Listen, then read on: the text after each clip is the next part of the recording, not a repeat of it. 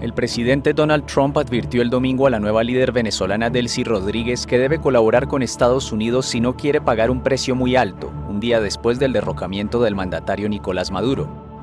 La cúpula militar venezolana reconoció a Rodríguez como presidenta encargada, de acuerdo con un fallo de la Corte Suprema, anunció el ministro de Defensa Vladimir Padrino.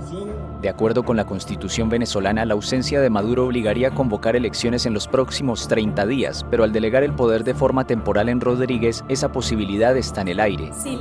Trump endureció de nuevo el tono, después de que el sábado anunciara que estaba dispuesto a trabajar con Rodríguez para garantizar una transición democrática, segura y juiciosa, tras la exitosa exfiltración de Maduro y su esposa en la madrugada del sábado. El presidente izquierdista, acusado de narcotráfico y terrorismo en Estados Unidos, se encuentra en una cárcel de Nueva York a la espera de ser presentado ante un juez el lunes al mediodía. Estados Unidos dice querer controlar la compleja situación venezolana a distancia, sin forzar por el momento un cambio de régimen, pero dejando todas las opciones abiertas. Hablar de elecciones en Venezuela es prematuro en este momento, declaró el secretario de Estado Marco Rubio en entrevista televisiva. Washington quiere además volver a abrir la explotación petrolera a sus empresas, mientras que Rodríguez advirtió poco después de la captura de Maduro que su gobierno está listo para defender sus recursos naturales. Los gobiernos izquierdistas de Brasil, Chile, Colombia, México y Uruguay se unieron para denunciar la operación militar, mientras que los aliados de Trump en la región, como Argentina o El Salvador, le han mostrado su apoyo. El Consejo de Seguridad de la ONU debatirá de urgencia el caso el lunes, y lo mismo hará la Organización de Estados Americanos, OEA, el martes en su sede en Washington. En horas de la madrugada del día de hoy, exactamente a las 1:58 de la madrugada, el gobierno de los Estados Unidos lanzó una agresión militar sin precedentes contra la República Bolivariana de Venezuela. Constituye una terrible mancha en el desarrollo de las relaciones bilaterales. En esa operación militar fue capturado el presidente Nicolás Maduro y la primera dama, primera combatiente Cilia Flores. A nuestra Venezuela, a nuestro pueblo, aquí hay un gobierno con claridad. Hemos convocado este Consejo de Defensa de la Nación, donde participan los poderes públicos del Estado venezolano. Exigimos la inmediata liberación del presidente Nicolás Maduro y de su esposa Cilia Flores. Único presidente de Venezuela, el presidente Nicolás Maduro. Por herencia, tenemos el deber sagrado de resguardar como es nuestra independencia nacional, como es nuestra soberanía, nuestra integridad territorial, que ha sido salvajemente atacado en la madrugada del día de hoy. Todo dentro de la Constitución. Lo aprendimos del comandante Chávez frente a las vicisitudes, frente a los golpes de Estado, frente a los sabotajes petroleros. Nosotros estamos listos para defender a Venezuela. Nosotros estamos listos para defender nuestros recursos naturales que deben ser para el desarrollo nacional.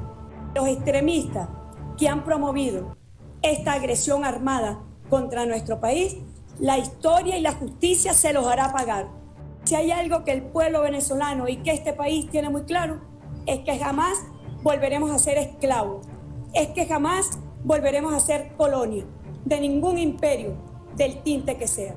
En la mañana de este sábado 3 de enero fueron 7 los mensajes del presidente Gustavo Petro en la red social X sobre el tema de Venezuela, además de muchos retweets. El primero fue a las 2:05 de la mañana, en donde el presidente daba a conocer que estaban bombardeando Caracas. En ese mismo mensaje pidió que se debería reunir la OEA y la ONU de inmediato, aprovechando que Colombia desde el 1 de enero es miembro no permanente del Consejo de Seguridad.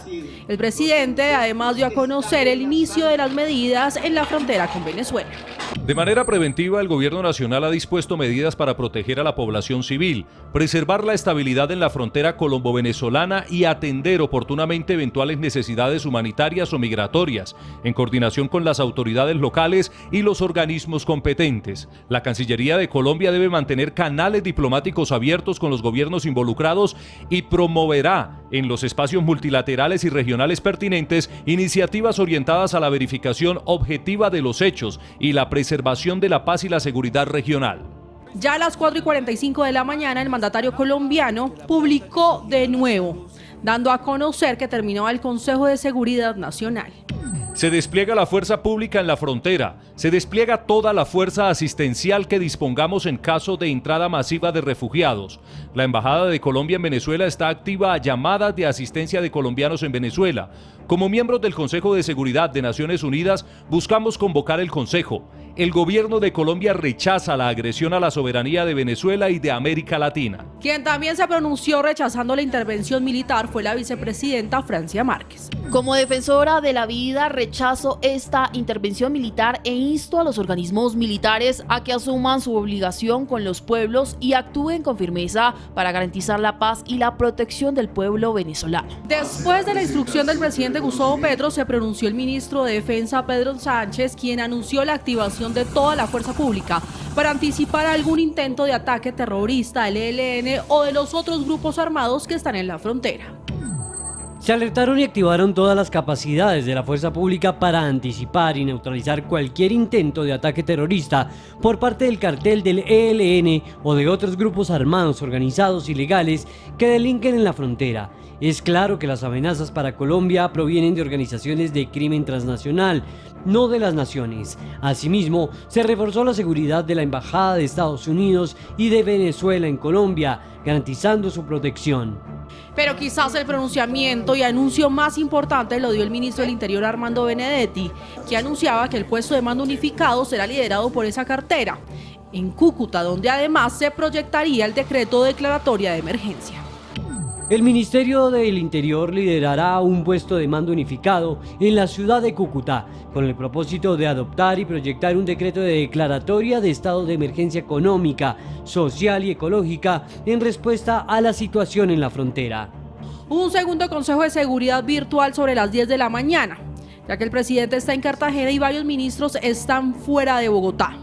Desde el gobierno de Colombia nos han asegurado que las líneas estratégicas se basarán en la diplomacia, también en buscar el diálogo y aplicar la Carta Magna